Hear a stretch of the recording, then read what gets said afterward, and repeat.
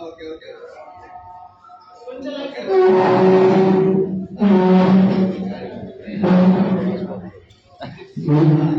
నిన్న ఒక ట్రైన్ లో చూపు అడుగు పెట్టిన